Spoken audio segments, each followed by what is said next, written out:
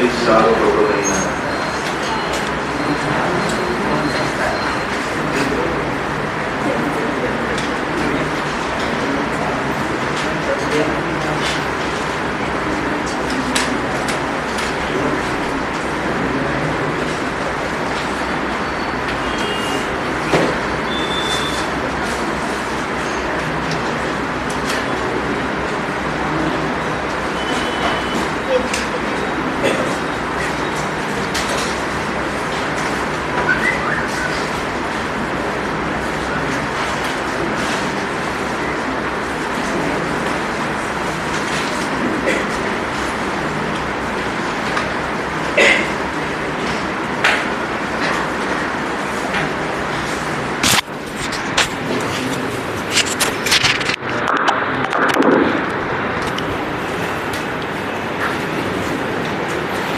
चलिए भाई, तो ये दोनों मछलियां हैं, इनकी फ़ोटो मैंने ग्रुप में डाल दी है, आप बना लीजिएगा। हेडिंग में लिखते हैं, पहले लिखिए बोनी फिश के बारे में, डायग्राम के लिए जगह छोड़ दीजिए, और फिर लिखिए बोनी फिश के बारे में पहले।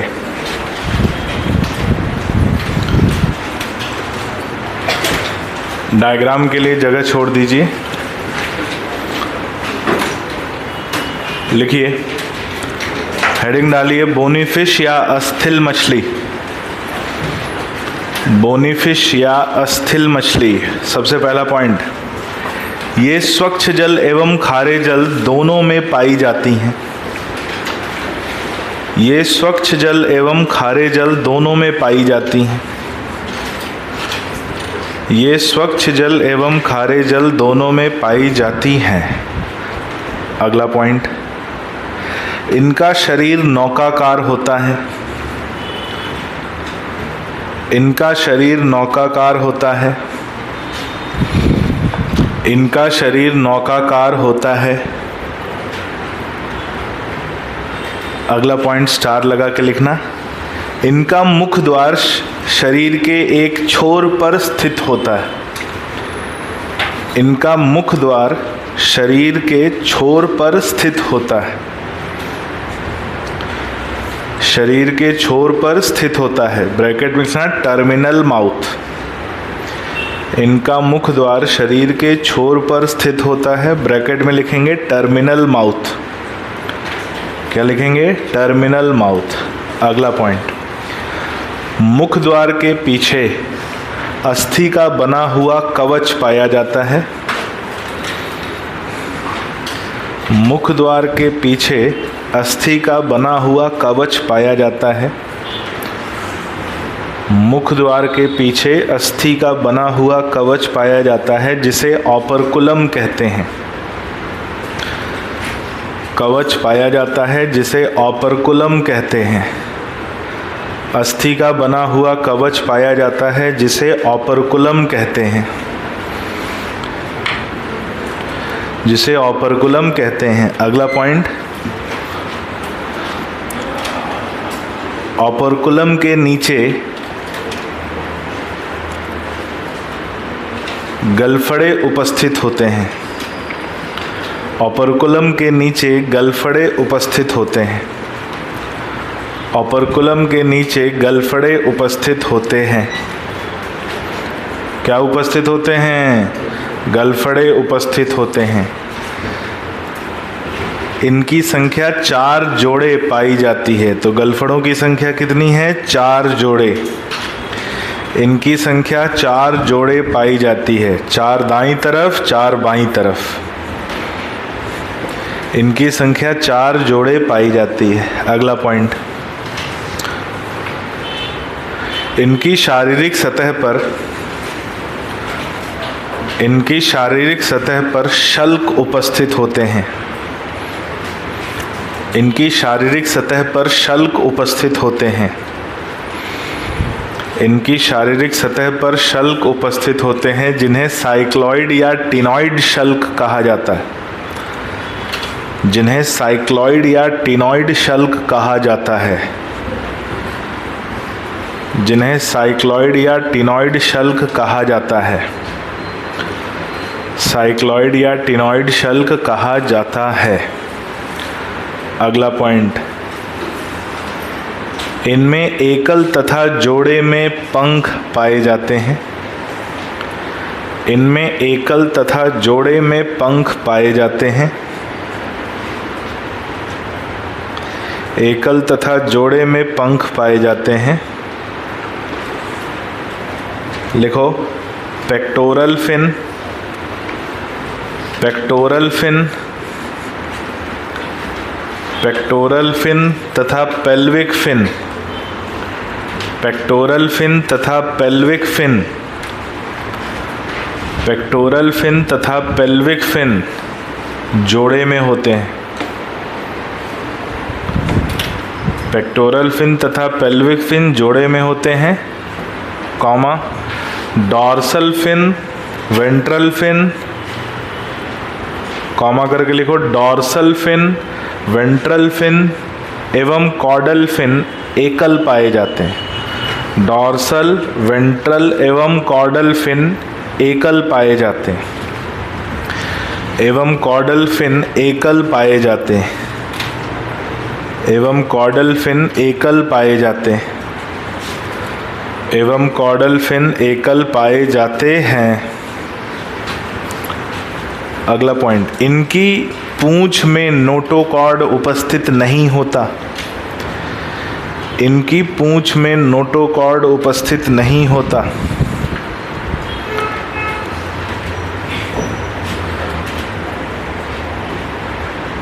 तथा होमोसीरियल पूंछ पाई जाती है, तथा होमोसीरियल पूंछ पाई जाती है,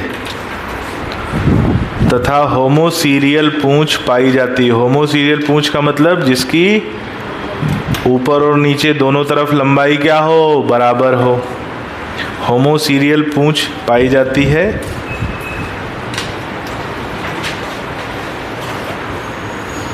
ठीक है, अब ये हो गया बाहरी संरचना। अब आंतरिक की बात करते हैं। इनके शरीर के अंदर, ध्यान से सुनना, अरे सुन तो लो पहले। इनके शरीर के अंदर वायु कोश पाए जाते हैं, या वायु की हवा से भरी हुई थैली पाई जाती है, जिसे कहते हैं एयर ब्लैडर। क्या बोलते हैं? Air bladder. और वो एयर ब्लैडर इनमें उत्प्लाव प्रदान करती है, जिससे ये पानी में बिना हिले डुले अपनी जगह पर स्थिर रह सकते हैं। अगर ये एयर ब्लैडर नहीं होगा तो मछली पानी में डूब के मर जाएगी। कितनी विचित्र घटना होगी, सोचो, है ना। मछली पानी में डूब गई, तो पानी में डूबने से बचाने के लिए इसमें क्या उपस्थित होता है? Air bladder. लिखो, अस्थिल मछलियों में, अस्थिल मछलियों में वायु थैली पाई जाती है।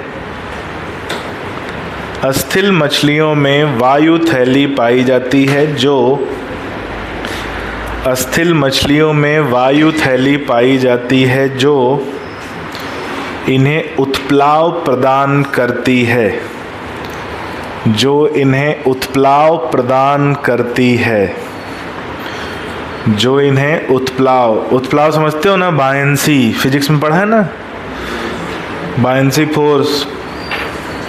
प्लास्टिक में हवा भर के पानी में डालोगे तो पानी उसको बाहर धकेलता है, उसी को क्या बोलते हैं? बायंसी। उत्प्लाव प्रदान करती है। लिखो, इसके कारण ये, इसके कारण जल, इसके कारण ये जल में अपनी स्थिति, इसके कारण जल में ये अपनी स्थिति नियंत्रित रख पाते हैं। जल में ये अपनी स्थिति नियंत्रित रख पाते हैं।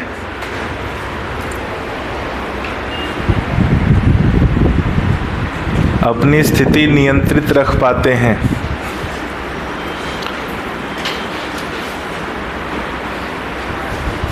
अनिल है क्या? अनिल कोई नहीं है? अभी नीचे जाओगे क्या आप?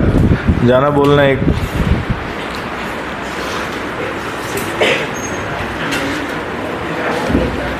अपनी स्थिति नियंत्रित रख पाते हैं, अन्यथा,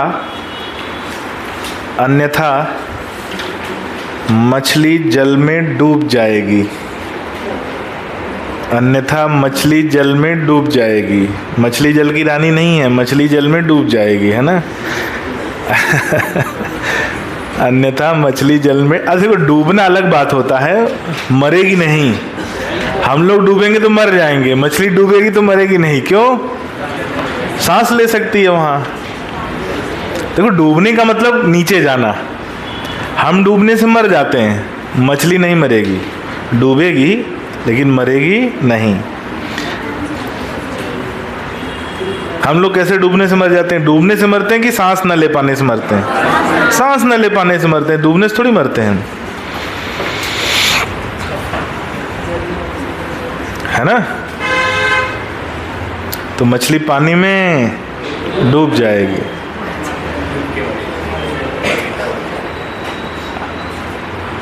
अच्छा, इनके जो गलफड़े हैं वो श्वसन और उत्सर्जन दोनों में कार्य करते हैं। तो ये भी पॉइंट लिख लो कि गलफड़े श्वसन एवं उत्सर्जन, गलफड़े श्वसन एवं उत्सर्जन दोनों में कार्य करते हैं। गलफड़े श्वसन एवं उत्सर्जन दोनों में कार्य करते हैं। गलफड़े श्वसन एवं उत्सर्जन दोनों में कार्य करते हैं, दोनों में कार्य करते हैं। अगला पॉइंट, किडनी, किडनी का योगदान उत्सर्जन में ना के बराबर पाया जाता है। किडनी का योगदान उत्सर्जन में ना के बराबर पाया जाता है, नगण्य योगदान होता है। किडनी का योगदान उत्सर्जन में ना के बराबर पाया जाता है। किडनी का योगदान उत्सर्जन में ना के बराबर पाया जाता है।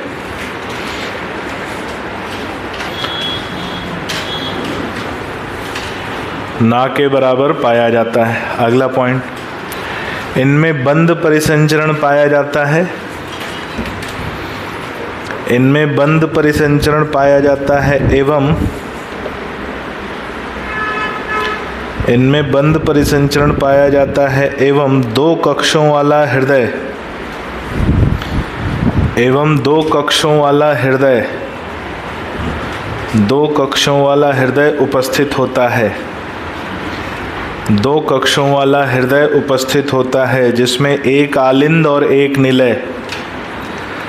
दो कक्षों वाला हृदय उपस्थित होता है जिसमें एक आलिंद और एक निलय, जिसमें एक आलिंद और एक निलय। ये हिल गया क्या? हाँ, रुको रुको रुको रुक जाओ। जिसमें एक आलिंद और एक निलय पाए जाते हैं।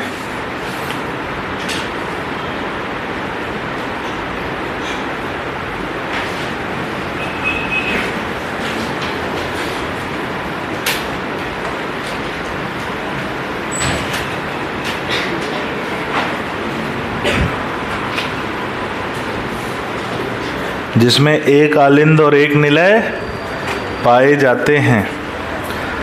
अगला पॉइंट, ये विषम तापी जीव होते हैं।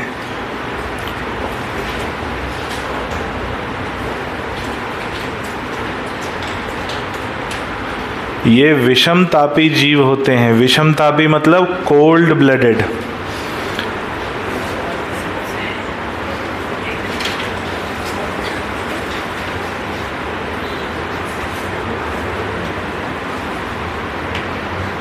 अब विषम तापी तो हिंदी में एक शब्द हो गया, लेकिन इंग्लिश में इसके लिए 3 शब्द हैं। कोल्ड ब्लडेड भी कहते हैं, पॉइकिलोथर्मल भी कहा जाता है, एक्सोथर्मल भी कहा जाता है। पाओ किलो थर्मल, है ना। कोल्ड ब्लडेड, पॉइकिलोथर्मल और एक्सोथर्मल। मतलब क्या है इसका? विषम तापी होने का मतलब ये है कि इनके शरीर का तापमान स्थिर नहीं होता। इनके शरीर का तापमान वातावरण के तापमान पर निर्भर करता है। यदि वातावरण के तापमान बढ़ेगा तो इनके शरीर का तापमान भी बढ़ेगा। यदि वातावरण का तापमान कम होगा तो इनके शरीर का तापमान भी कम होगा। इसी को बोलते हैं क्या? विषम तापी होना। तो लिख लो, इनके शरीर का तापमान स्थिर नहीं होता।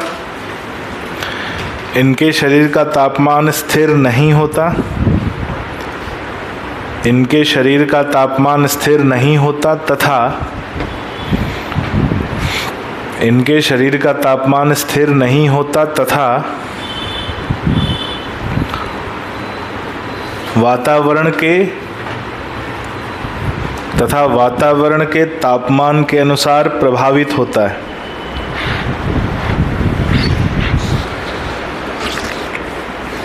तथा वातावरण के तापमान के अनुसार प्रभावित होता है। वातावरण के तापमान के अनुसार प्रभावित होता है। बाहर का तापमान बढ़ेगा तो अंदर का तापमान बढ़ेगा। इसी को बोलते हैं क्या? विषमतापी। ठंडे खून वाले, खून ठंडा नहीं होता, बाहर का तापमान कम हो गया तो शरीर का तापमान भी कम हो जाएगा। इसी को बोलते हैं क्या? Cold blooded. और बाहर के तापमान पर निर्भर करता है, इसलिए नाम पड़ा एक्सोथर्मल। एक्सो मतलब बाहर, थर्मल मतलब टेम्परेचर, बाहर का टेम्परेचर। पॉइकिलोथर्मल, ये ज़्यादा टेक्निकल शब्द है, इसका कोई सीधा मतलब नहीं मिलेगा, लेकिन याद रखना, तीनों शब्द याद रखने हैं। आपसे कुछ भी पूछा जा सकता है और हिंदी में एक ही शब्द आएगा। यहाँ हिंदी आसान हो जाती है, विषमतापी, एक ही चीज पूछेगा। एक बात और आगे लिखो, जनन। जनन के बारे में लिखेंगे। लिखो, ये एक लिंगी जीव होते हैं। ये एक लिंगी जीव होते हैं।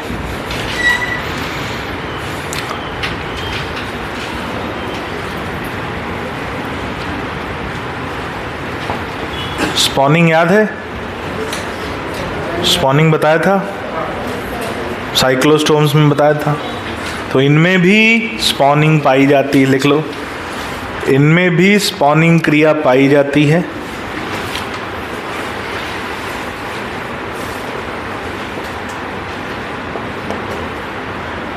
इनमें भी स्पॉनिंग क्रिया पाई जाती है। और स्पॉनिंग होगा तो ये जो गैमीट हैं, जो युग्मक हैं, उन्हें पानी में प्रवाहित करते हैं। तो पानी में प्रवाहित करते हैं तो निषेचन क्या होगा?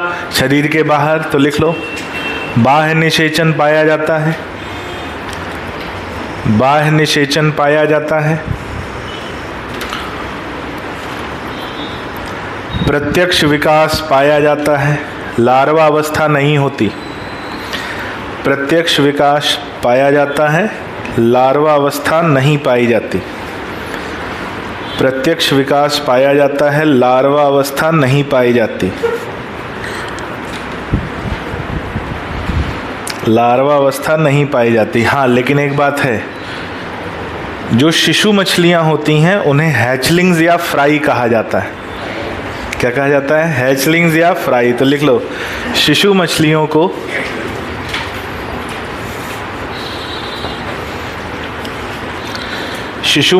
को हैचलिंग्स या फ्राई कहते हैं।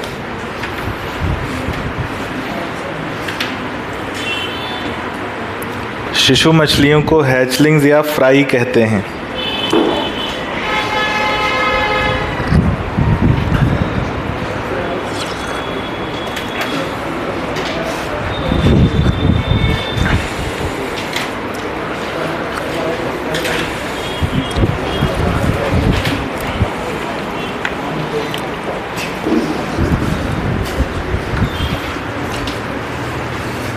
लिखो, कुछ सामान्य उदाहरण। कुछ सामान्य उदाहरण।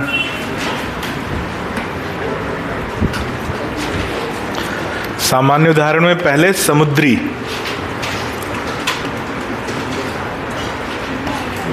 सामान्य उदाहरण में हमने बोला ना कि स्वच्छ जल और खारे जल दोनों में पाई जाती हैं। तो समुद्री में एक नाम आता है एक्सोसीटस। एक्सोसीटस, जिसे फ्लाइंग फिश या उड़न मछली कहते हैं। एक्सोसीटस या फ्लाइंग फिश। एक नाम और सुना होगा आपने, सार्डीन, ट्यूना, या ऐसा लिखो, सार्डीन, मरकरल, सैल्मन। ये 3 मछलियां हैं। इन तीनों से एक रसायन मिलता है जिसका नाम है ओमेगा 3। इन तीनों से रसायन मिलता है जिसका नाम है ओमेगा 3। इसका बड़ा उपयोग होता है, काहे में उपयोग होता है? खूबसूरती बढ़ाने में। क्या बढ़ाने में? खूबसूरती।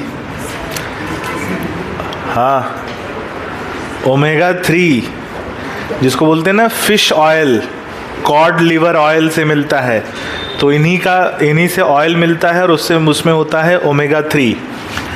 एक और नाम याद रख लो, ट्यूना।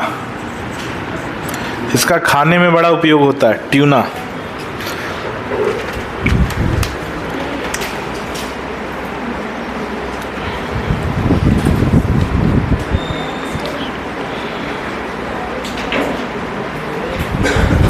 ठीक है, ये बात हो गई किसको लेकर?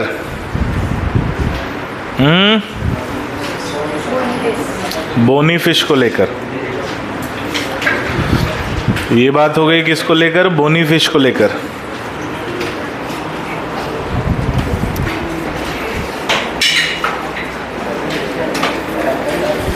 अभी नहीं, अभी एक उदाहरण हुआ है, समुद्री हुआ है। दूसरा लिखो, स्वच्छ जलीय।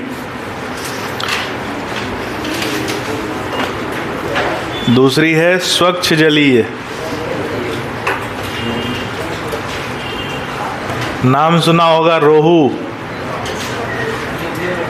जिसे कहते हैं लेबियो रोहिता, क्लैरियास, जिसे मांगुर या कैटफिश कहा जाता है।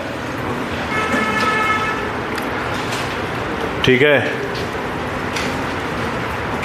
कैटला, कैटला, कैटला। फिर एक्वेरियम में भी पाई जाती हैं।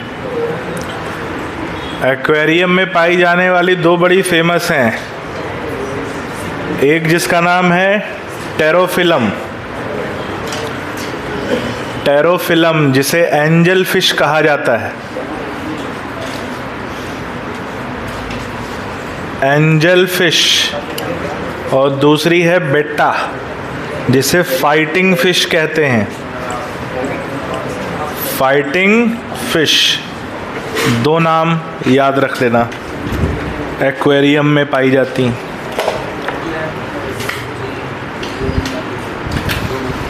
लेबियो रोहिता रोहू, क्लैरियास मांगुर या कैटफिश बोलते हैं, मंगुर भी बोलते हैं। कैटला को कतला भी कहा जाता है।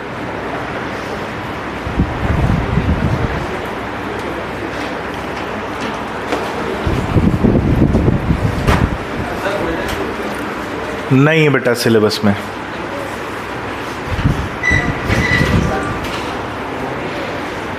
सिलेबस में तो वो भी नहीं थी जो 3 बताया था, लेकिन उनसे 2015 में क्वेश्चन आया हुआ है। हाँ, एक और है भाई आया हुआ क्वेश्चन, नदियों में पाई जाने वाली डॉल्फिन भी है।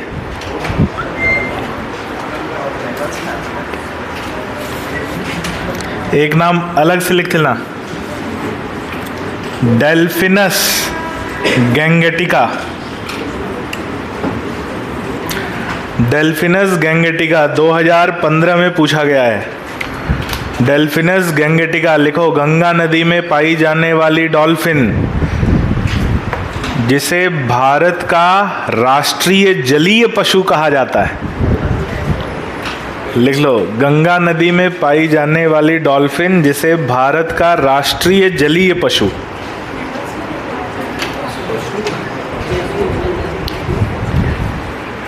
अच्छा हाँ, वो तो मैमल है। ओए मत लिखो यहाँ, यहाँ मतलब डॉल्फिन आती है लेकिन यहाँ नहीं लिखेंगे। हाँ, मेरे से भी दिमाग से उतर गया, बताओ। मैमल्स में लिखेंगे इसको, है ना, अभी नहीं लिखेंगे। तो इतने उदाहरण बहुत हैं। 2 ये याद रख लेना, कौन से? टेरोफिलम और बेटा, ये एक्वेरियम में पाई जाने वाली।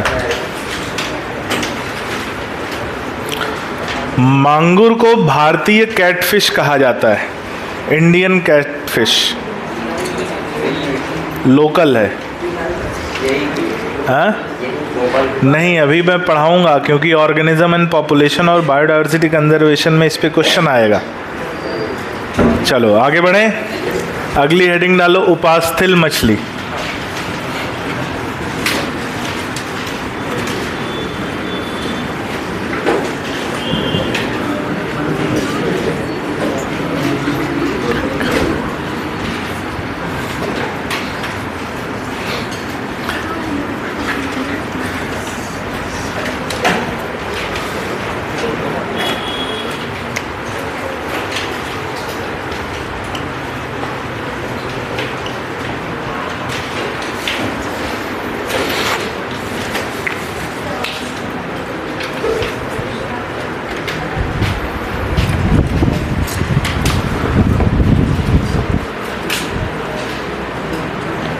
कार्टिलेजिनस फिश में लिखो, ये खारे जल में पाई जाती हैं। कार्टिलेजिनस यानी उपास्थल मछलियां, ये खारे जल में पाई जाती हैं। अगला पॉइंट, इनका शरीर भी नौकाकार होता है। ये खारे जल में पाई जाती हैं, इनका शरीर भी नौकाकार होता है। इनका शरीर भी नौकाकार होता है। अगला पॉइंट, इनका मुख द्वार आधारीय सतह पर पाया जाता है। इनका मुख द्वार आधारीय सतह पर पाया जाता है। इनका मुख द्वार आधारीय सतह पर पाया जाता है। कौन से सतह पर? आधारीय सतह पर पाया जाता है। ब्रैकेट में लिखना वेंट्रल माउथ। Ventral mouth. अगला पॉइंट, इनमें ऑपरकुलम उपस्थित नहीं होता। इनमें ऑपरकुलम उपस्थित नहीं होता। इनमें ऑपरकुलम उपस्थित नहीं होता। अच्छा, ये जो अस्थिल मछलियां थी, हमने जनन जहां लिखा था वहाँ एक पॉइंट मेरे ख्याल से छूटा है। ये अंडज होते हैं, अपन ने लिखा क्या? अंडे देने वाले, तो वो लिख लो। अपन ने निषेचन जहाँ लिखा है ना, निषेचन बाह्य निषेचन पाया जाता है, लिखा है ना बाह्य निषेचन पाया जाता है, कॉमा अंडज होते हैं। बाह्य निषेचन पाया जाता है, कॉमा अंडज होते हैं, यानी अंडे देने वाले जीव होते हैं, अंडज होते हैं। चलो वापस आ जाओ इस पे। कभी कभी एक आध पॉइंट स्लिप हो जाता है। क्या हो जाता है? स्लिप। इनमें ऑपरकुलम नहीं पाया जाता। लिखो, मुख द्वार के पीछे शारीरिक सतह पर, मुख द्वार के पीछे शारीरिक सतह पर ग्रसिका क्लोम उपस्थित होते हैं। मुख द्वार के पीछे शारीरिक सतह पर ग्रसिका क्लोम उपस्थित होते हैं। ग्रसिका क्लोम उपस्थित होते हैं। शारीरिक सतह पर ग्रसिका क्लोम उपस्थित होते हैं। क्या उपस्थित होते हैं? ग्रसिका क्लोम। ब्रैकेट में 5 से 7 जोड़े। ग्रसिका क्लोम कितने पाए जाते हैं इनमें? 5 से 7 जोड़े। अगला पॉइंट, इनकी शारीरिक सतह दृढ़ होती है, यानी मजबूत। इनकी शारीरिक सतह दृढ़ होती है, टफ, मजबूत। इनकी शारीरिक सतह दृढ़ होती है। अगला पॉइंट स्टार लगा के लिखना, इनमें शल्क उपस्थित होते हैं। इनमें शल्क उपस्थित होते हैं जो रूपांतरित होकर दांतों के रूप में बदल जाते हैं। जो रूपांतरित होकर दांतों के रूप में बदल जाते हैं। जो रूपांतरित होकर दांतों के रूप में बदल जाते हैं। ब्रैकेट में लिखेंगे प्लेकॉइड स्केल्स। जो रूपांतरित होकर दांतों के रूप में बदल जाते हैं, ब्रैकेट में लिखेंगे प्लेकॉइड स्केल्स। इनके शल्क को क्या कहा जाता है? प्लेकॉइड। अस्थिल मछलियों के शल्क को हम कहते हैं साइक्लॉइड या टिनॉइड, और इसे बोलते हैं प्लेकॉइड। ठीक है, लिखो, इनमें डॉर्सल फिन, इनमें डॉर्सल फिन एक, इनमें डॉर्सल फिन एक, comma pectoral fin 2, pectoral fin 2, pelvic fin 2, dorsal fin 1, pectoral fin 2, pelvic fin 2 और कॉर्डल फिन 1। ये टेल हो गई इनकी। कॉर्डल फिन 1 पाई जाती, कॉर्डल फिन 1 पाई जाती है। अगला पॉइंट, इनकी पूंछ में नोटोकॉर्ड, इनकी पूंछ में नोटोकॉर्ड आजीवन उपस्थित होता है। इनकी पूंछ में नोटोकॉर्ड आजीवन उपस्थित होता है।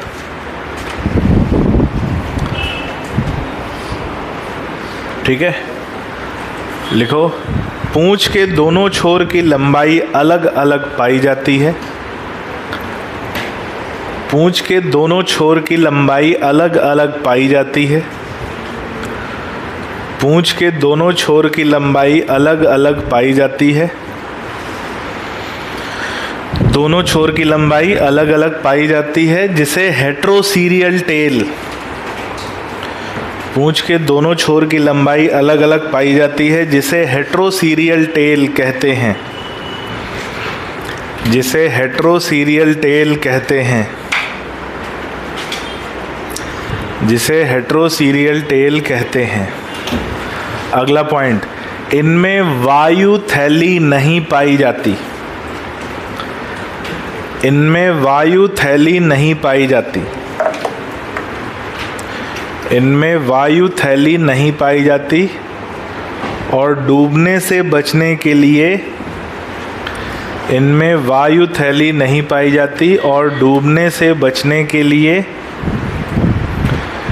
इनमें वायु थैली नहीं पाई जाती और डूबने से बचने के लिए ये निरंतर तैरती रहती हैं।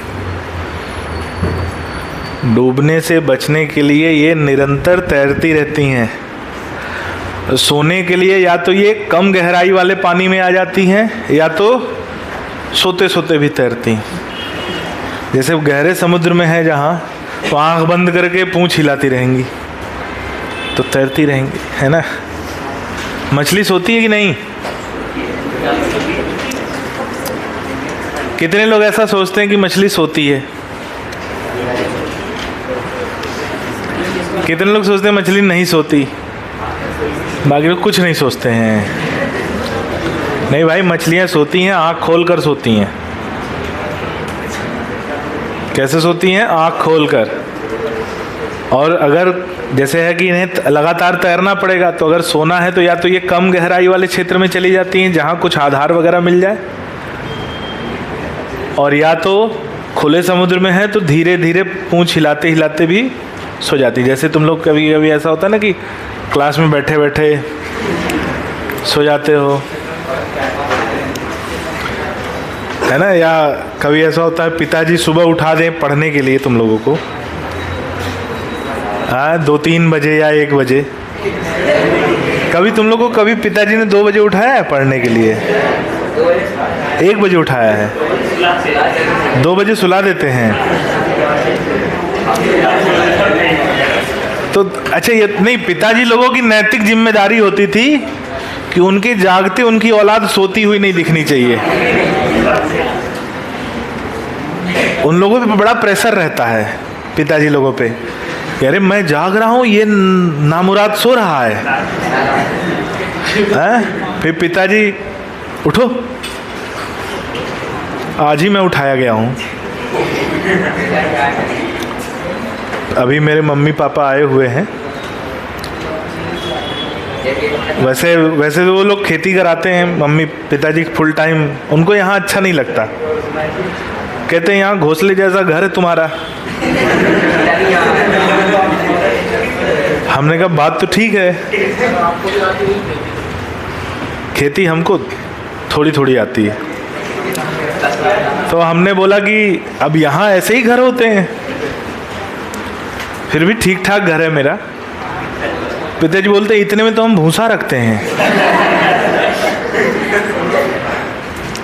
हमने कहा हाँ, यहाँ भूसा नहीं रख सकते ना, इसलिए खुद ही रह लेते हैं। बोलते हैं यहाँ हमको अच्छा नहीं लगता। तो आते हैं, कुछ दिन रहते हैं, फिर कहते हैं घुटन घुटन सी हो रही है। सब आर्टिफिशियल है यहाँ पे। हमने कहा बात तो सही है आपकी, अच्छी जगह नहीं है, बड़े शहर बहुत ख़राब होते हैं। अभी गांव है भाई, खेत का तुम 2 चक्कर लगा लो, हो गई तुम्हारी जॉगिंग। खेत का 2 चक्कर में 3-3.5 किलोमीटर हो जाता है। अब यहाँ 3-3.5 किलोमीटर के लिए सोचना पड़ेगा कहाँ चलें। सड़क पे चलो, कोई आए चाकू दिखा के पर्स दो, मोबाइल दो, घड़ी दो, ले लेगा। बड़े शहर अच्छे नहीं होते, घटिया जगह होती। सबसे अच्छा गांव। अभी मैं तुमको बता रहा, छुट्टी में मैं गया था, जब छुट्टी थी, अभी जो कौन सी छुट्टी, हाँ 6-7 दिन छुट्टी थी, मैं नरसिंहगढ़ में था। हाँ, नरसिंहगढ़ में जो किला है, किला के ठीक बगल में नीचे मेरा घर है। किला तो पहाड़ पे है, नीचे पहाड़ से घर है मेरा सरकारी। हाँ नहीं, तालाब तो उधर पड़ जाता पीछे की तरफ, अस्पताल की तरफ है ना। तो मैं कुछ नहीं करता था, सुबह जो है उसी किले पे जाके बैठ जाता था। एक नंबर जगह थी यार। बड़े शहर में ना उसी का पैसा ले लेंगे, बोलेंगे 500 रुपया दो, 2 घंटा बिठाएंगे। और वहाँ जो प्राकृतिक मनोरम दृश्य, किला, उसी में स्त्री 2 की शूटिंग हुई है, सरकटा वहीं घूम रहा था। तो अच्छा, उस किले का इतिहास भी है। जो पहला विद्रोह हुआ था 1857 में, तो उसमें 30-35 विद्रोही पकड़े गए थे, उनको वहाँ पर फांसी भी दी गई थी। तो भूतहा तो वो पहले से ही है, मज़ा आता है। नहीं, बंद हो जाता है ना रात को। कितने बताया, कितने लोग फांसी दी गई थी? 30-35, हाँ लगभग इतना ही। एक दिन रात हो जाएंगे 36 हो जाएगा, इसलिए हम नहीं जाते। डर हमको भी लगता है यार, ऐसा थोड़ी है, हम भी बहुत डरपोक हैं।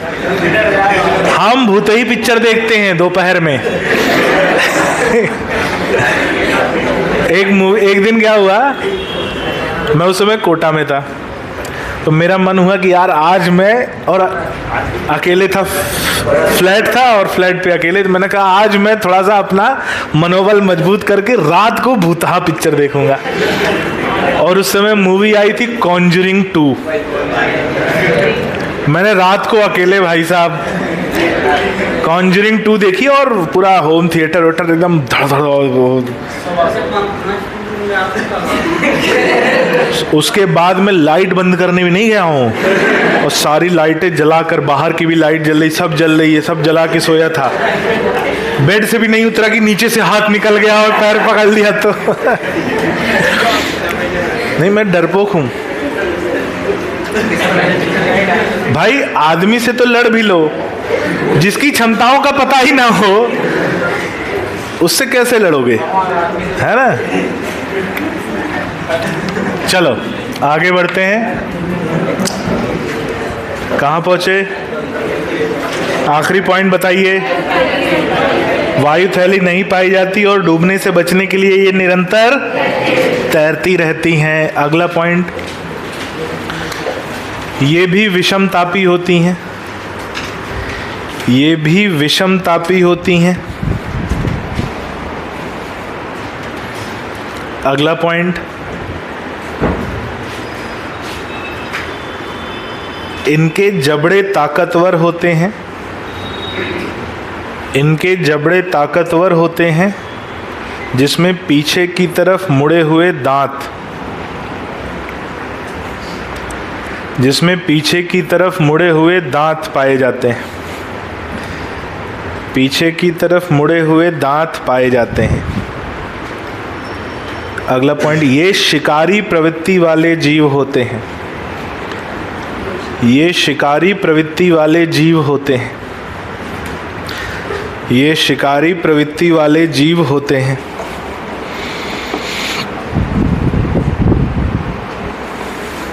अगला पॉइंट, इनमें कुछ जीवों में करंट उत्पन्न करने वाले अंग,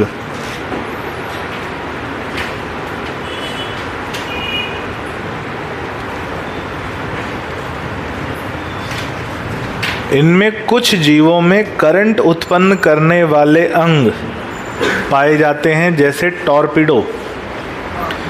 इनमें कुछ जीवों में करंट उत्पन्न करने वाले अंग पाए जाते हैं जैसे टॉर्पिडो। टॉर्पिडो जिसे इलेक्ट्रिक रे भी कहा जाता है, जैसे टॉर्पिडो, उदाहरण है टॉर्पिडो। अगला पॉइंट, कुछ जीवों में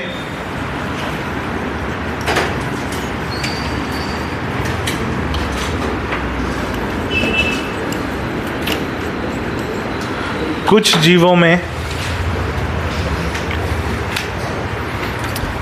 जीवों में विषैले दंश पाए जाते हैं। कुछ जीवों में विषैले दंश पाए जाते हैं जैसे स्टिंगरे। विषैले दंश पाए जाते हैं जैसे स्टिंगरे। इसे ट्राइगॉन भी कहते हैं, जैसे स्टिंगरे या ट्राइगॉन, जैसे स्टिंगरे या ट्राइगॉन। अगला पॉइंट, इनमें भी बंद परिसंचरण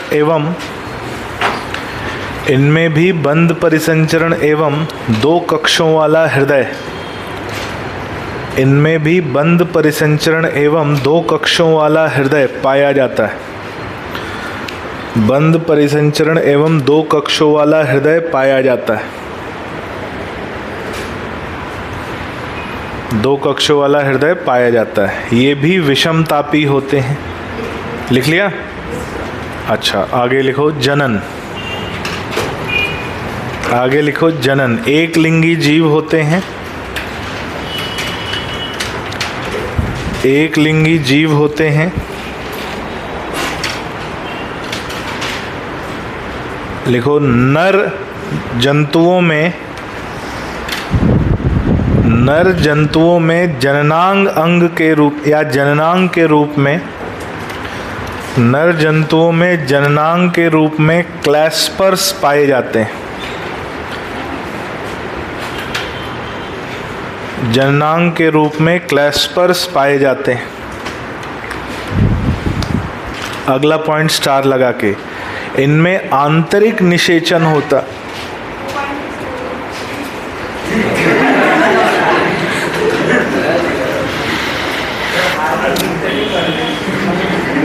मैं बोला ना बेटा, मेरे को डरपोक हूँ मैं, ऐसे बोलेगी क्लास में, डर गया। मैं कहा क्या हो गया?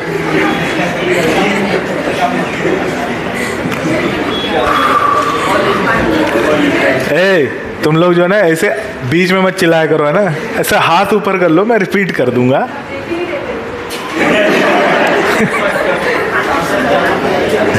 और बॉटल कोई नहीं पटकेगा।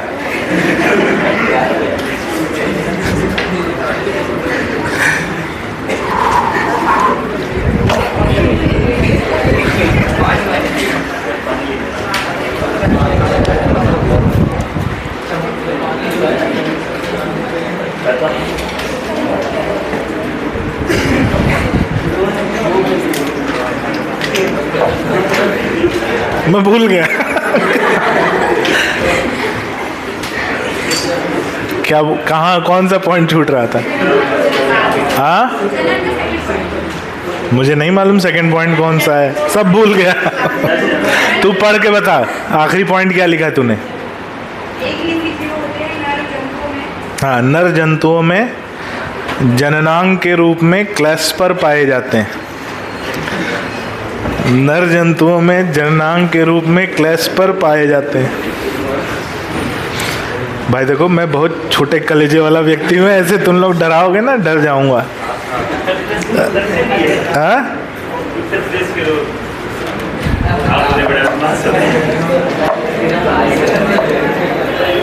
ऐसे कोई नहीं चिल्लाएगा क्लास में, ठीक है? आज के बाद अगला पॉइंट स्टार लगवाने के लिए बोला था ना। भूल गया मैं। हाँ लिखो, 10 स्टार पॉइंट है ये। इनमें आंतरिक निषेचन पाया जाता है। इनमें आंतरिक निषेचन पाया जाता है। इनमें आंतरिक निषेचन पाया जाता है। भाई देखो, अस्थिल मछलियों में बाह्य निषेचन हो रहा था, उपास्थल मछलियों में आंतरिक निषेचन होता है। अस्थिल मछलियां अंडज होती हैं, उपास्थल मछलियां जरायुज होती हैं। अगला पॉइंट लिखो, ये जरायुज होती हैं,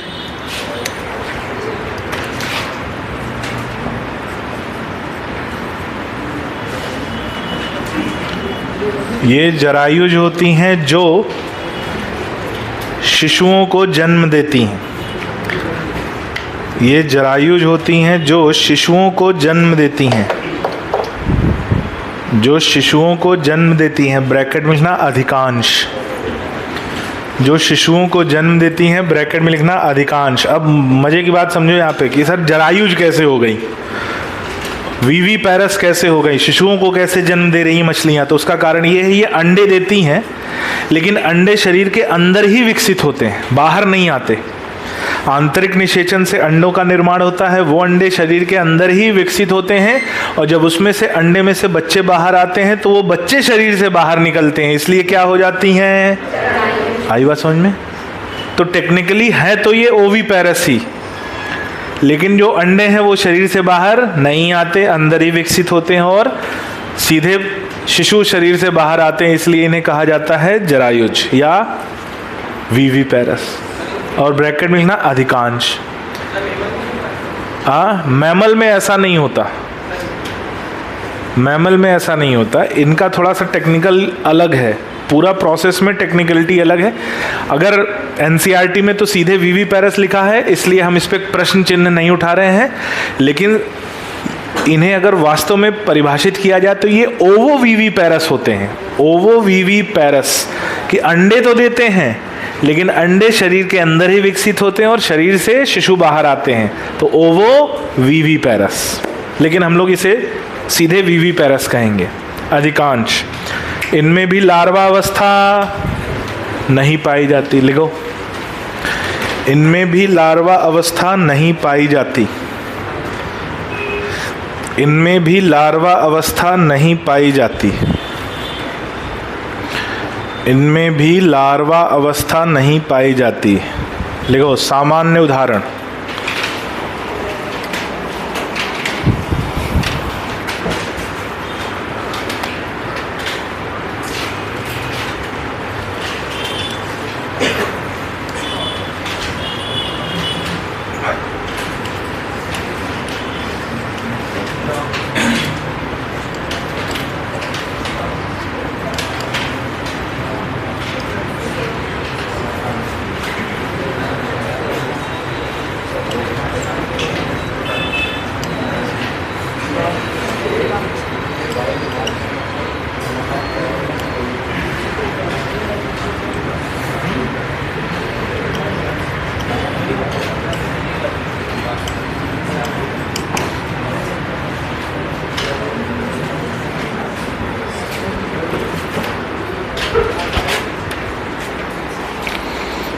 स्कॉलियोडॉन जिसे डॉग फिश कहते हैं, कैरकेरोडॉन जिसे ग्रेट वाइट शार्क कहा जाता है, ट्राइगॉन जिसे स्टिंग रे कहते हैं, टॉर्पिडो इलेक्ट्रिक रे कहते हैं, प्रिस्टिस जिसे सॉ फिश या आरा मछली कहते हैं।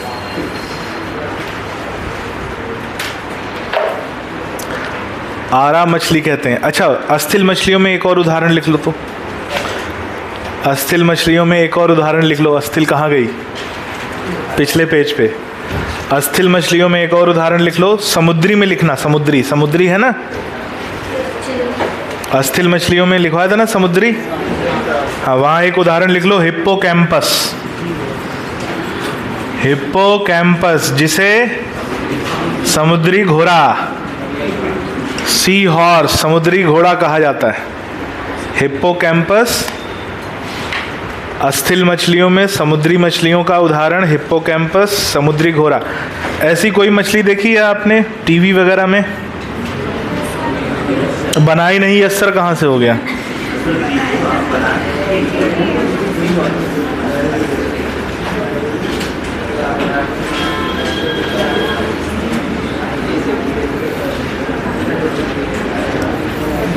ऐसी होती है ये हिप्पोकैम्पस।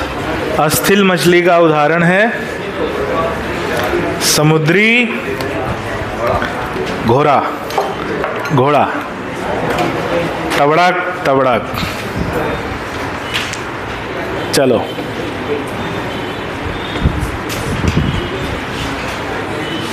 ये उदाहरण हो गए किसके? अस्थिल मछलियों के और उपास्थल मछलियों के। यहाँ खत्म होती हैं मछलियाँ, पीसीज। अगली हेडिंग डालो टेट्रापोडा।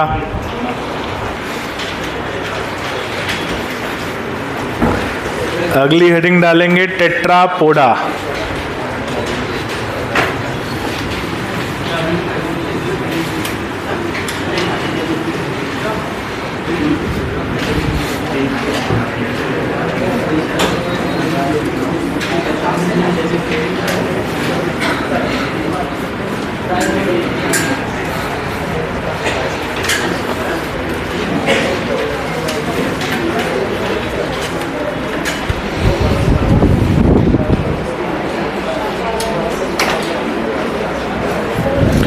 लिखो टेट्रापोडा।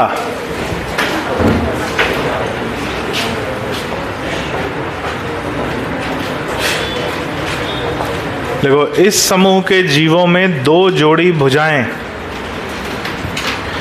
इस समूह के जीवों में दो जोड़ी भुजाएं, इस समूह के जीवों में दो जोड़ी भुजाएं पाई जाती हैं। इस समूह के जीवों में दो जोड़ी भुजाएं पाई जाती हैं। कितने जोड़ी? दो जोड़ी। इस समूह के जीवों में दो जोड़ी भुजाएं पाई जाती हैं। अगला पॉइंट, इस समूह को 4 वर्गों में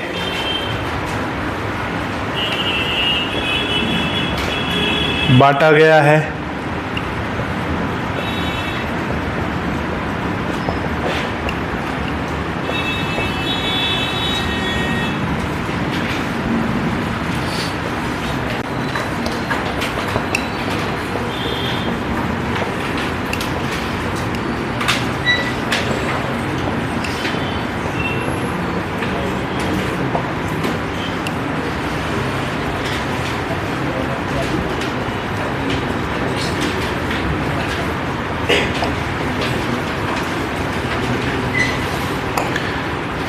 इन जीवों को 4 वर्गों में बांटा गया है। कितने वर्गों में? 4। कौन कौन से हैं? एम्फीबिया, रेप्टिलिया, एव्स और मैमल्स। उभयचर, सरीसृप, एवीज और मैमल्स। और पहली हेडिंग डालो उभयचर।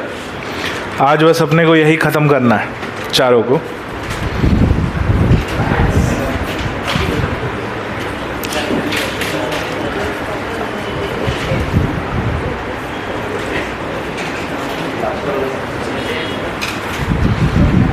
ये क्या है ना, छुट्टियां ज़्यादा हो गई थी और ये टॉपिक कुछ ज़्यादा ही लंबा छुट्टियों के कारण मुझको खुद अच्छा नहीं लग रहा था कि यार मतलब छुट्टियों के कारण ये कुछ ज़्यादा ही खिंचता जा रहा है। हाँ बताओ, और उसमें भी 6 और 3 9 दिन छुट्टी हो गई है ना। तो हमने कहा यार इसको थोड़ा सा आज प्राथमिकता से, इसको गंभीरता से लेकर आगे बढ़ा जाए। भाई सिलेबस भी तो लेके चलना है ना, सिलेबस की स्पीड भी होनी चाहिए। और इस साल का लक्ष्य मेरा 31 दिसंबर है।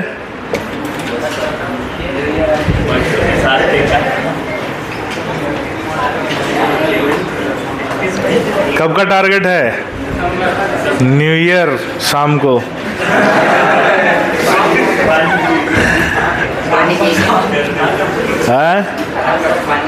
हाँ, न्यू ईयर को अपन साथ में पियेंगे चाय। सिलेबस को खत्म कर गया ना।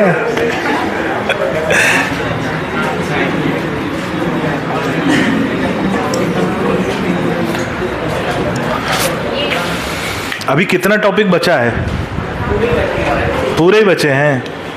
मैं उर्दू पढ़ रहा हूँ। क्या पढ़ा रहा हूँ मैं यहाँ? गीता का उपदेश दे रहा हूँ। कहाँ लगे हो चक्कर में, कोई नहीं है टक्कर में, है मैं गीता का उपदेश दे रहा हूँ। अपन साइकिल को देखें, 12th पूरा बचा है, 11th के 2 चैप्टर बचे हैं, बायोमोलिक्यूल और नर्वस सिस्टम और मसल्स। अरे बाप रे, इतना स्लो, पढ़ो रे, जल्दी पढ़ो, आगे बढ़ो, बताओ।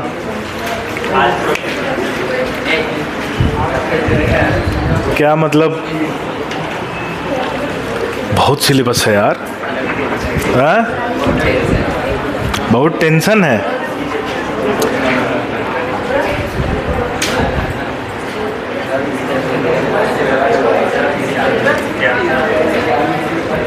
चलो एम्फीबिया, हेडिंग डालो, उभयचर या एम्फीबिया, बातें नहीं। जो नाम उभयचर है इसका मतलब ये है कि ये जीव जलीय और स्थलीय आवास दोनों में रह सकते हैं। तो लिख लो, इस समूह के नाम के अनुसार, इस समूह के नाम के अनुसार ये जीव, इस समूह के नाम के अनुसार ये जीव जलीय और स्थलीय आवास, ये जीव जलीय और स्थलीय आवास दोनों में, ये जीव जलीय और स्थलीय आवास दोनों में रह सकते हैं, दोनों में रह सकते हैं। अगला पॉइंट, मेंढक देखा है ना, मेंढक, बस मेंढक को अपनी स्मृति में रखना, याद में, ध्यान में, मेंढक की बात हम लोग कर रहे हैं, ठीक है। और दूसरा इसका जो उदाहरण है वो यहाँ नहीं पाया जाता, तो यहाँ जो उदाहरण पाया जाता है अपने भारतीय आवास में, इस उपमहाद्वीप पर वो मेंढक ही मिलता है और मेंढक की ही प्रजातियाँ मिलती हैं, तो उभयचर में आता है। लिखो 1 पॉइंट स्टार लगा के कि ये स्थलीय आवास में रहते हैं, किंतु ये स्थलीय आवास में रहते हैं, किंतु ये स्थलीय आवास में रहते हैं, किंतु जनन के लिए जल पर आश्रित होते हैं, किंतु जनन के लिए जल पर आश्रित होते हैं, किंतु जनन के लिए जल पर आश्रित होते हैं। अगला पॉइंट, अधिकांश जंतुओं के 2 जोड़ी भुजाएं पाई जाती हैं, अधिकांश जंतुओं की 2 जोड़ी भुजाएं पाई जाती हैं, 2 जोड़ी भुजाएं पाई जाती हैं। अगला पॉइंट, कुछ जीव जैसे मेंढक का शरीर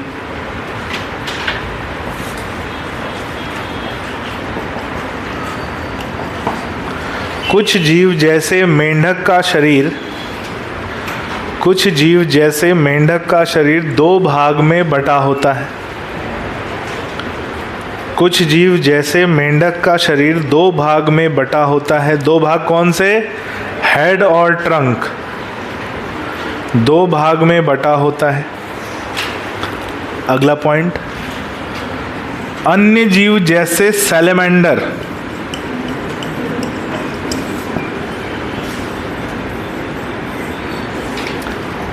अन्य जीव जैसे सैलेमेंडर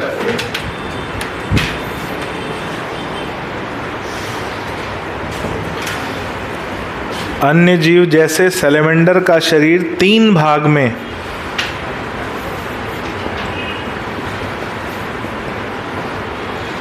अन्य जीव जैसे सैलेमेंडर का शरीर 3 भाग में बटा पाया जाता है। 3 भाग कौन कौन से? Head, trunk, tell.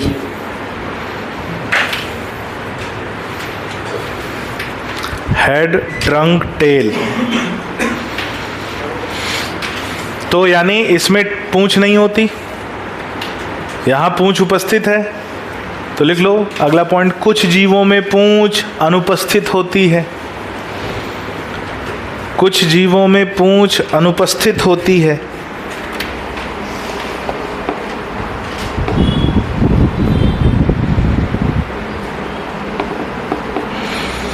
कुछ जीवों में पूंछ अनुपस्थित होती है। अगला पॉइंट, इनकी शारीरिक त्वचा कोमल, इनकी शारीरिक त्वचा कोमल, नम तथा शल्क विहीन होती है। इनकी शारीरिक त्वचा कोमल, नम तथा शल्क विहीन होती है, यानी इनके शरीर पर शल्क नहीं पाए जाते तथा शल्क विहीन होती है। अगला पॉइंट, आँखों के ऊपर पलकें, आँखों के ऊपर पलकें पाई जाती हैं।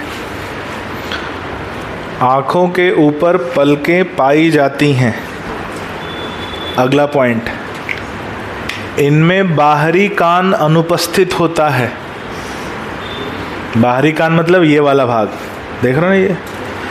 अगला पॉइंट, इनमें बाहरी कान अनुपस्थित होता है।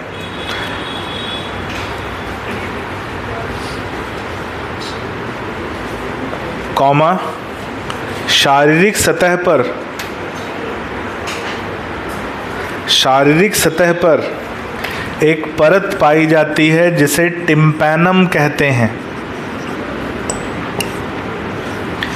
शारीरिक सतह पर एक परत पाई जाती है जिसे टिम्पैनम कहते हैं।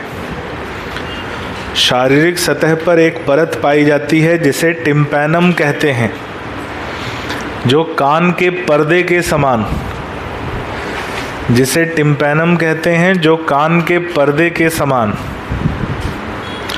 जो कान के पर्दे के समान, किसके पर्दे के समान? कान के पर्दे के समान कार्य करती है, जो कान के पर्दे के समान कार्य करती है।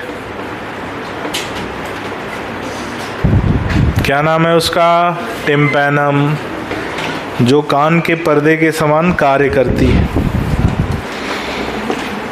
अगला पॉइंट, इनमें श्वसन क्रिया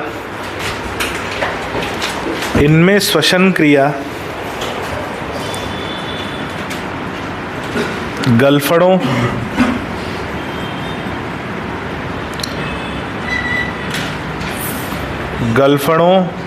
कॉमा फेफड़ों, मुख गुहा,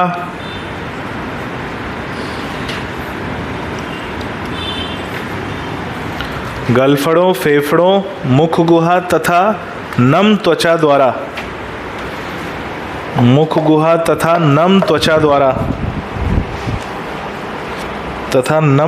द्वारा संपन्न होती है।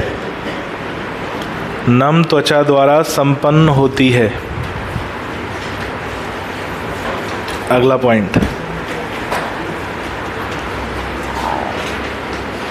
बंद परिसंचरण पाया जाता है। बंद परिसंचरण पाया जाता है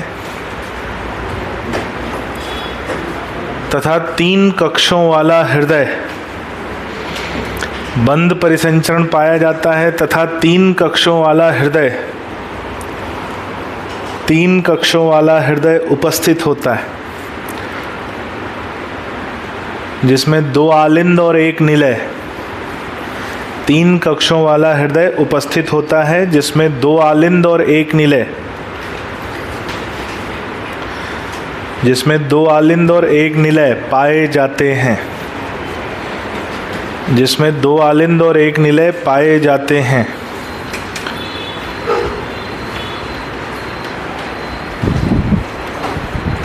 अगला पॉइंट, ये भी विषमतापी जीव होते हैं। ये भी विषमतापी जीव होते हैं। बाकी जब मेंढक पढ़ेंगे ना बेटा, फ्रॉग, तो उसमें बहुत सारे कैरेक्टर डिटेल में हम लोग देखेंगे। जैसे हृदय में हमने बोला कि 3 कक्ष वाला हृदय होता है, लेकिन हृदय में 2 संरचनाएं और होती हैं, साइनस वेनोसस और ट्रंकस आर्टीरियोसस। वो हम लोग जब मेंढक पढ़ेंगे तो वहाँ पर देखेंगे हम लोग। श्वसन को लेकर भी पानी में रहते हैं तो अलग तरह से श्वसन होता है, जमीन पर रहते हैं तो अलग तरह से श्वसन होता है। वो सब विषमताएं हम लोग जब मेंढक को डिटेल में देखेंगे तो वहाँ पढ़ेंगे। विषमता इनके उत्सर्जन तंत्र और जनन तंत्र में भी है। तो अभी हम लोग केवल उभयचर की बात कर रहे हैं, ऊपर ऊपर के लक्षणों को नोट करेंगे। जब फ्रॉग पढ़ेंगे तो विस्तृत रूप में गहराई में उसके आंतरिक लक्षणों को भी हम नोट करेंगे, ठीक है। पिछले साल अब ऐसा रहा कि फ्रॉग ऐड हुआ सिलेबस में, लेकिन एक भी क्वेश्चन नहीं आया फ्रॉग से। अगर फ्रॉग से क्वेश्चन आता, मतलब कल एक पेरेंट्स आए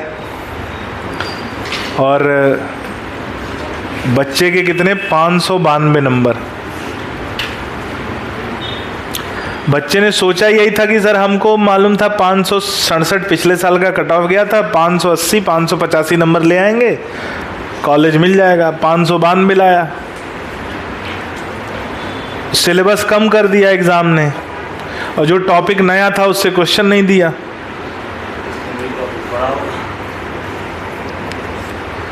अब ठीक है, अलग बात है वो, लेकिन एकदम मैं कह रहा हूँ बेटा, एकदम मानसिक रूप से तैयार रहना अगले साल के लिए। अगले साल का पेपर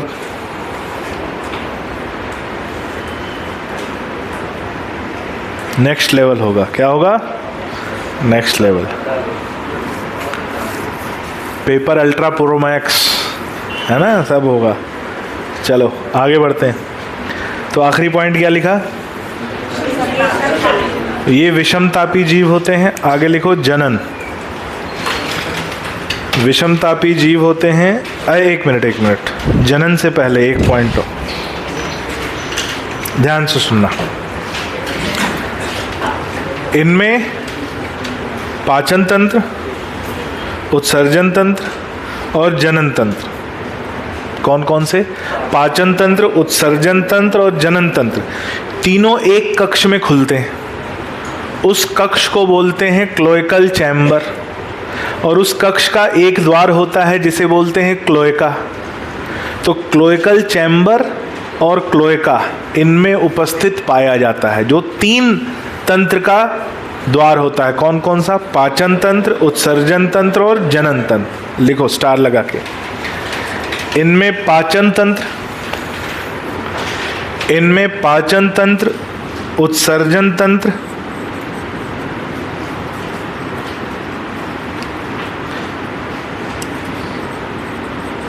इनमें पाचन तंत्र, उत्सर्जन तंत्र और जनन तंत्र तीनों, पाचन तंत्र, उत्सर्जन तंत्र और जनन तंत्र तीनों एक कक्ष में खुलते हैं। तीनों एक कक्ष में खुलते हैं। तीनों एक कक्ष में खुलते हैं जिसे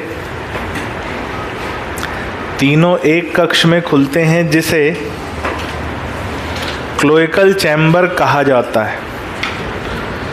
जिसे क्लोएकल चैम्बर या क्लोएका कक्ष कहा जाता है, जिसे क्लोएकल चैम्बर कहा जाता है, तथा इसका एक द्वार उपस्थित होता है जिसे क्लोएका कहते हैं। इसका एक द्वार उपस्थित होता है जिसे क्लोएका कहते हैं। इसका एक द्वार उपस्थित होता है जिसे क्लोएका कहते हैं। ठीक है।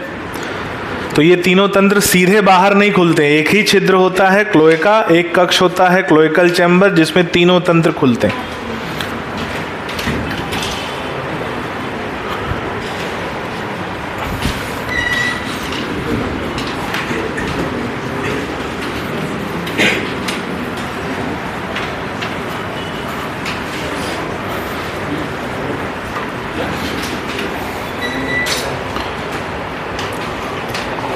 लिखो जनन। अगला पॉइंट जनन।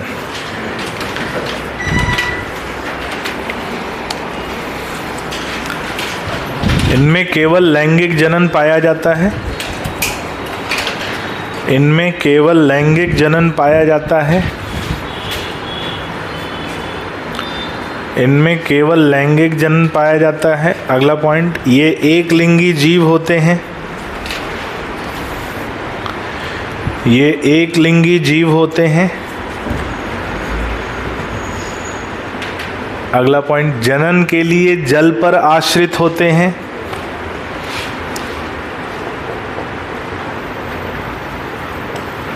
जनन के लिए जल पर आश्रित होते हैं। क्यों होते हैं भाई जल पर आश्रित?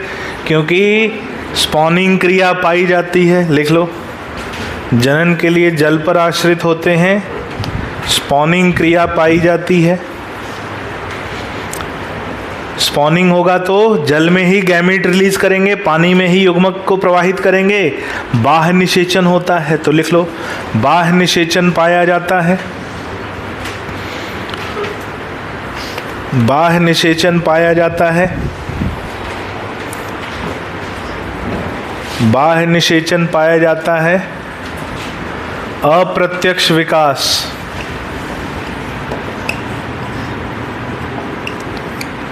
बाह्य निषेचन पाया जाता है। अप्रत्यक्ष विकास, अप्रत्यक्ष विकास मतलब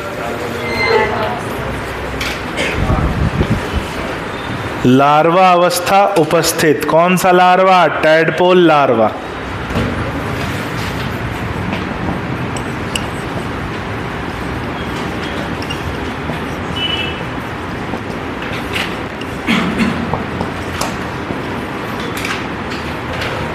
अब जो लार्वा होता है उसमें गलफड़े पाए जाते हैं, शल्क पाए जाते हैं, पूंछ पाई जाती है और पंख भी पाए जाते हैं। और ये लक्षण मछलियों के लक्षण हैं।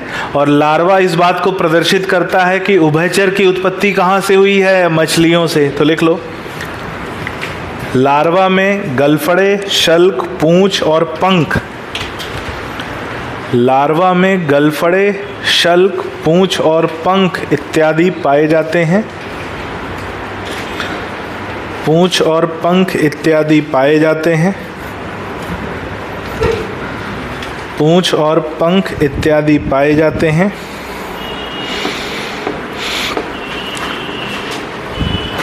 जो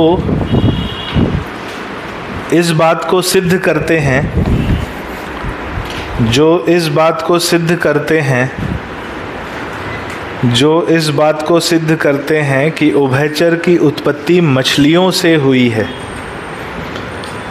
जो इस बात को सिद्ध करते हैं कि उभयचर की उत्पत्ति मछलियों से हुई है। उभयचर की उत्पत्ति मछलियों से हुई है। देखो सामान्य उदाहरण,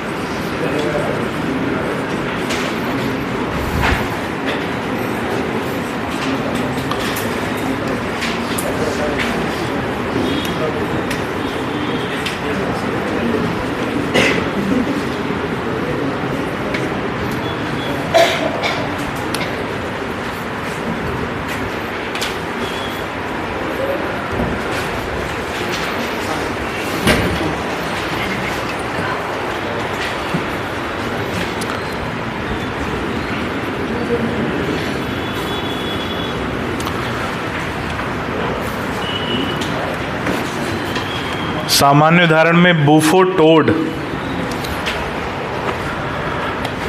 अच्छा, टोड जो होते हैं ये पॉइजनस होते हैं। देखने में मेंढक जैसे ही होते हैं, बरसात में वो पीले वाले मेंढक निकलते हैं ना, वही होते हैं टोड। वो जहरीले होते हैं।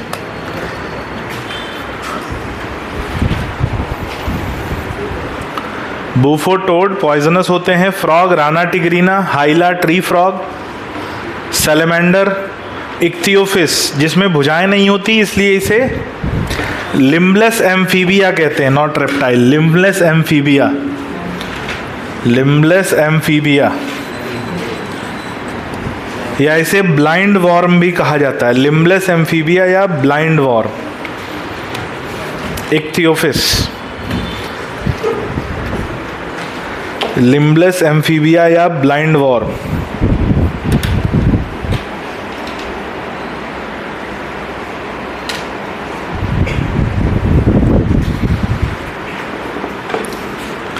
लिम्बलेस एम्फीबिया या ब्लाइंड वॉर्म,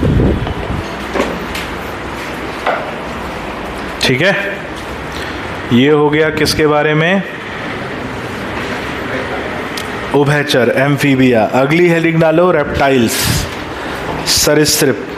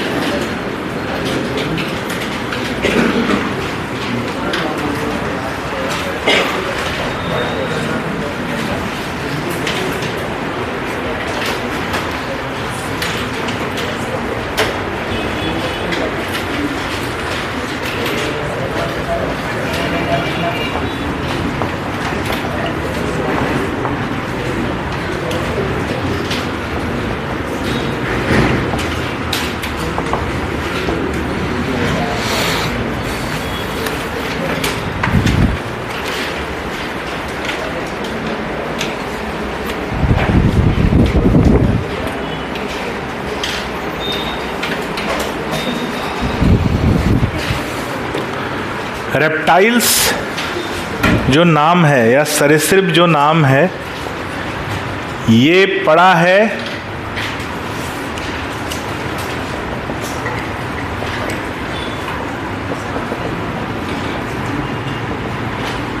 किन जंतुओं के बारे में, जो क्रॉलिंग और क्रीपिंग करते हैं। क्रॉलिंग मतलब रेंगने और सरकने वाले जीव।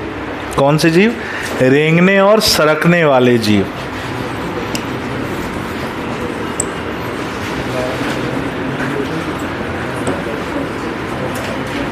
लिखो, सरीसृप नाम, सरीसृप नाम उन जंतुओं के लिए इस्तेमाल किया जाता है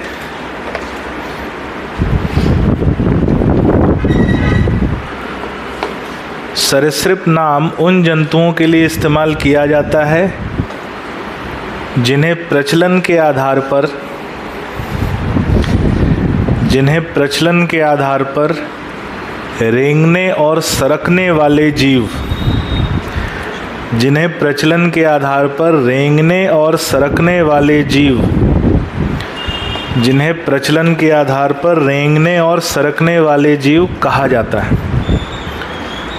प्रचलन के आधार पर रेंगने और सरकने वाले जीव कहा जाता है। अगला पॉइंट, ये जीव अधिकांश स्थलीय आवास में रहते हैं। अगला पॉइंट, ये जीव अधिकांश स्थलीय आवास में रहते हैं। ये जीव अधिकांश स्थलीय आवास में रहते हैं। ये जीव अधिकांश स्थलीय आवास में रहते हैं तथा कुछ जलीय आवास में भी पाए जाते हैं। तथा कुछ जलीय आवास में भी पाए जाते हैं। कुछ जलीय आवास में भी पाए जाते हैं। आप सरीसृप की बात करेंगे तो आप ध्यान में रख सकते हैं छिपकली, कछुआ, सांप, ठीक है, गिरगिट, मगरमच्छ, घड़ियाल, इनको आप ध्यान में रखेंगे क्योंकि ये सब आते हैं किसमें, सरीसृप में। तो भाई अधिकांश तो कहाँ रहते हैं, स्थलीय आवास में, कुछ पानी में भी रहते हैं, और पानी में स्वच्छ जल में भी और खारे जल में भी। तो लिख लो, स्वच्छ जल और खारे जल दोनों में, स्वच्छ जल और खारे जल दोनों में, स्वच्छ जल और खारे जल दोनों में।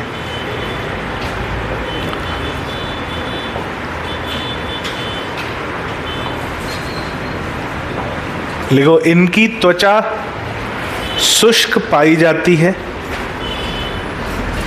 इनकी त्वचा शुष्क पाई जाती है।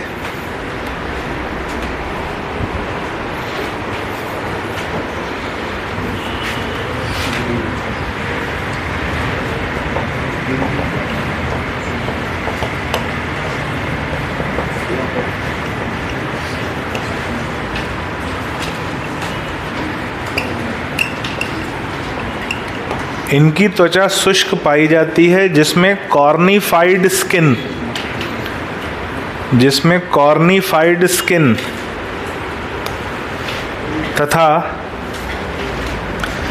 तथा एपिडर्मल स्केल्स और स्क्यूट्स। एपिडर्मल स्केल्स और स्कूट्स, स्केल्स का मतलब शल्क, स्कूट्स का मतलब हो गया कंटक।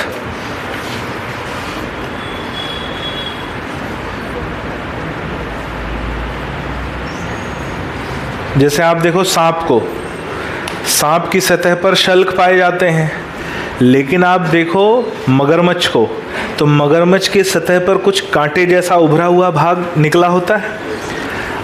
आप देखो कछुए के जो कवच होता है उसमें भी षष्ठाकार हेक्सागोनल, उसमें भी क्या लगे रहते हैं, कवच में भाग पाए जाते हैं, तो उन्हें हम क्या बोलते हैं, स्क्यूट्स। तो कॉर्निफाइड स्केल्स और स्क्यूट्स उपस्थित होते हैं जो केराटिन प्रोटीन के बने होते हैं, जो केराटिन प्रोटीन के बने होते हैं, जो केराटिन प्रोटीन के बने होते हैं। तो केराटिन का बना हुआ, जिस प्रोटीन का हमारे बाल और नाखून बने होते हैं, उसी प्रोटीन का इनका जो त्वचा पे शल्क पाए जाते हैं। इनकी त्वचा में ग्रंथि नहीं पाई जाती। लिखो, इनकी त्वचा में ग्रंथि नहीं पाई जाती। इनकी त्वचा में ग्रंथि नहीं पाई जाती।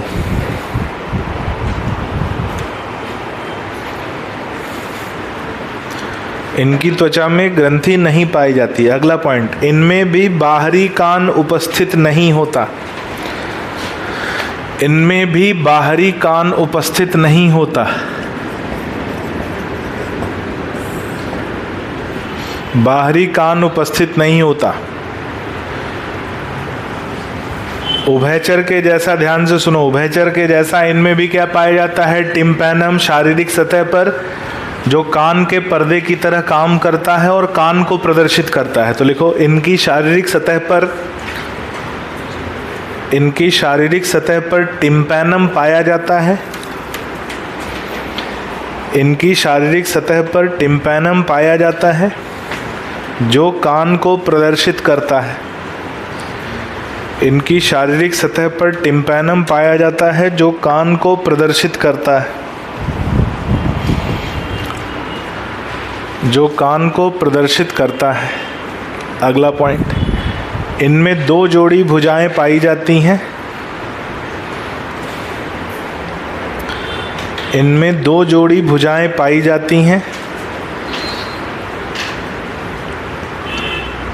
2 जोड़ी भुजाएं पाई जाती हैं।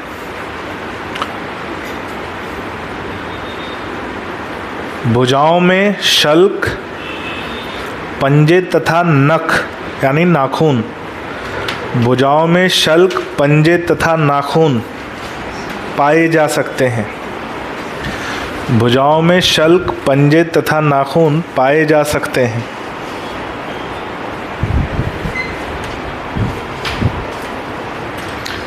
नाखून पाए जा सकते हैं। अगला पॉइंट, सांप तथा कुछ छिपकलियां। सांप तथा कुछ छिपकलियां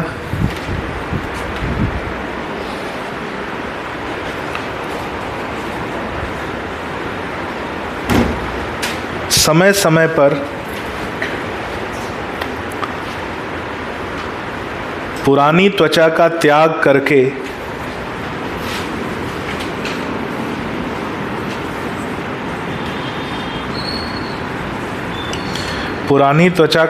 करके नई त्वचा विकसित कर लेते हैं। पुरानी त्वचा का त्याग करके नई त्वचा विकसित कर लेते हैं।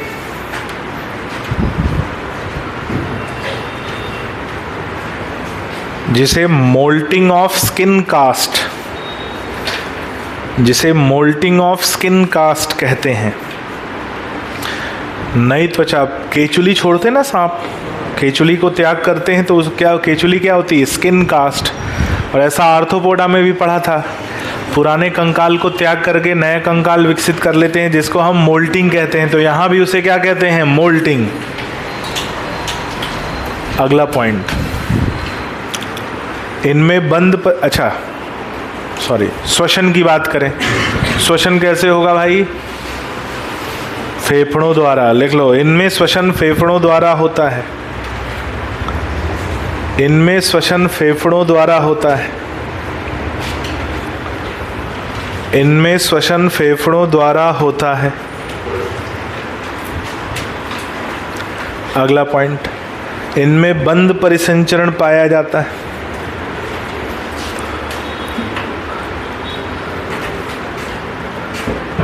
बंद परिसंचरण पाया जाता है। कॉमा, सामान्यतः 3 कक्षों वाला हृदय, सामान्यतः 3 कक्षों वाला हृदय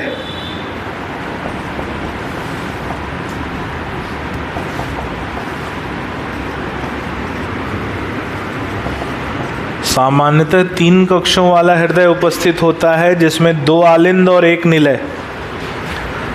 सामान्यतः 3 कक्षों वाला हृदय उपस्थित होता है,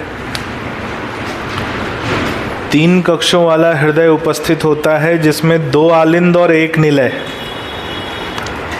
3 कक्षों वाला हृदय उपस्थित होता है, जिसमें 2 आलिंद और 1 निलय पाए जाते हैं, जिसमें 2 आलिंद और 1 निलय पाए जाते हैं। कितने आलिंद कितने निलय? 2 आलिंद और 1 निलय। अगला पॉइंट 10 स्टार लगा के लिखना।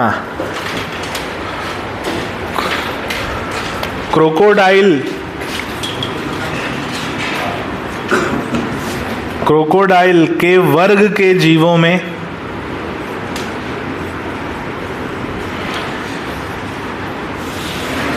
क्रोकोडाइल के वर्ग के जीवों में, यानी जिस वर्ग में क्रोकोडाइल आता है उसमें घड़ियाल भी आता है, मगर भी आता है, गेटर। क्रोकोडाइल कई तरह के होते हैं, तो उनका एक वर्ग है जिसे बोलते हैं क्रोकोडीलिया।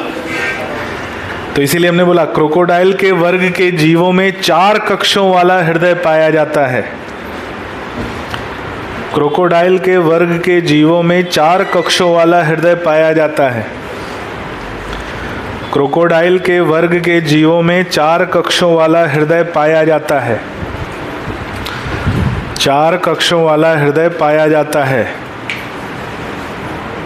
कितने कक्षों वाला? 4। 4 कक्षों वाला हृदय पाया जाता है, जिसमें 2 आलिंद और 2 निलय। 4 कक्षों वाला हृदय पाया जाता है, जिसमें 2 आलिंद और 2 निलय, जिसमें 2 आलिंद और 2 निलय उपस्थित होते हैं, जिसमें 2 आलिंद और 2 निलय उपस्थित होते हैं। तो बाकी सब में कितने? 3। क्रोकोडाइल के वर्ग में 4।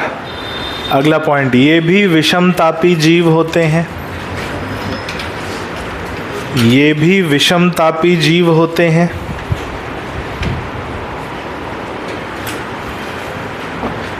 ये भी विषमतापी जीव होते हैं। अगला पॉइंट, जनन। ये भी विषमतापी जीव होते हैं। अगला पॉइंट, जनन। लिखो, ये एक लिंगी होते हैं। ये एक लिंगी होते हैं। आंतरिक निषेचन पाया जाता है। ये एक लिंगी होते हैं, आंतरिक निषेचन पाया जाता है। कौन सा निषेचन? आंतरिक। अंडज जीव होते हैं।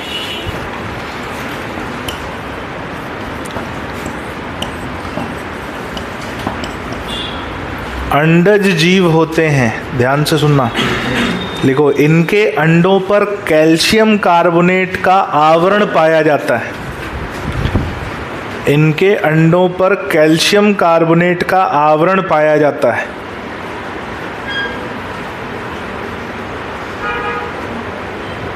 वो देखा है अंडा?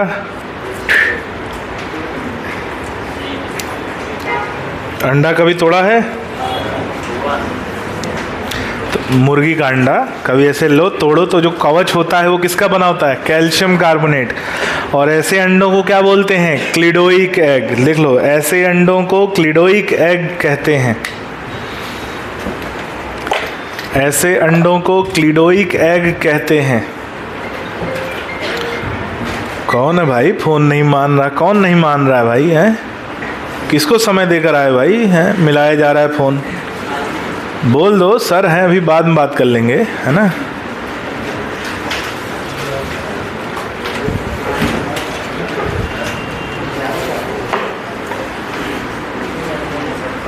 नहीं मान रही तो हमसे बात करा दो।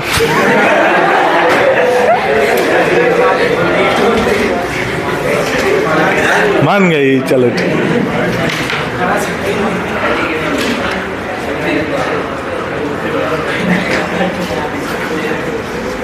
देख रहे हैं तब से फोन बज रहा है, मान नहीं रहा भाई। ज्यादा गुस्से में क्या सामने वाला है? ठीक।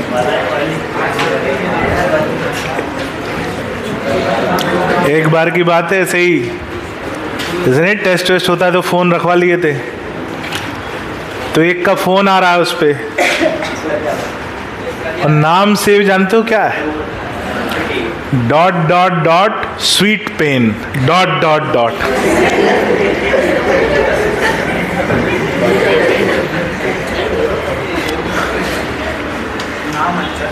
है ना? Sweet pen 1, sweet pen 2, sweet pen 3, sweet pen 4, है ना। चलो आगे बढ़ते हैं।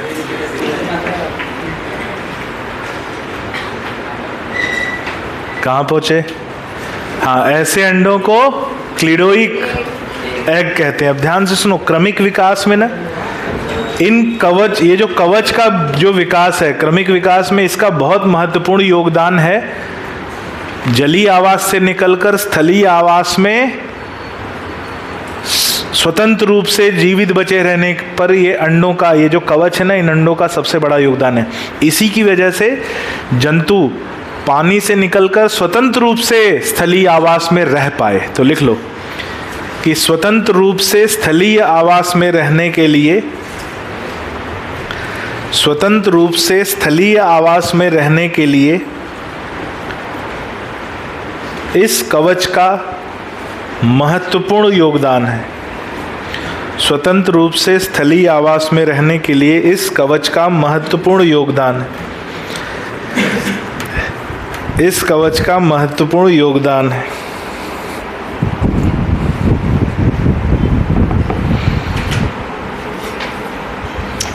लिखो, प्रत्यक्ष विकास पाया जाता है, लार्वा अवस्था अनुपस्थित। प्रत्यक्ष विकास पाया जाता है, लार्वा अवस्था अनुपस्थित।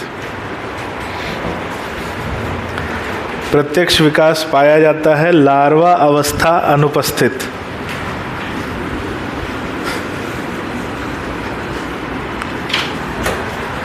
लार्वा अवस्था अनुपस्थित। लिखो, सामान्य उदाहरण।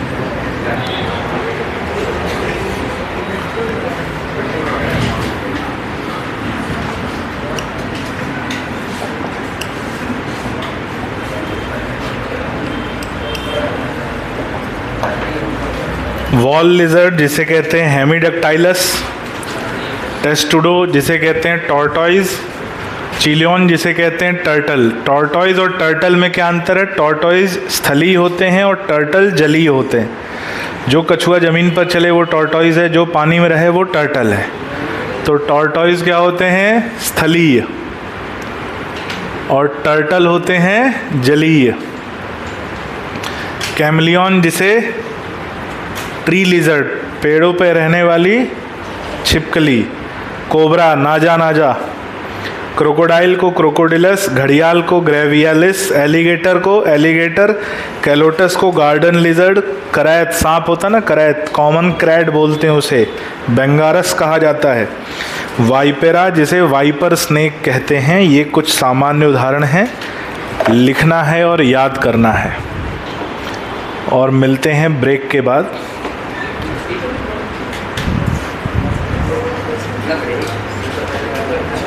हाँ, 12:30 बजे मिलते हैं, आधे घंटे का ब्रेक। चाय वाय पी आओ।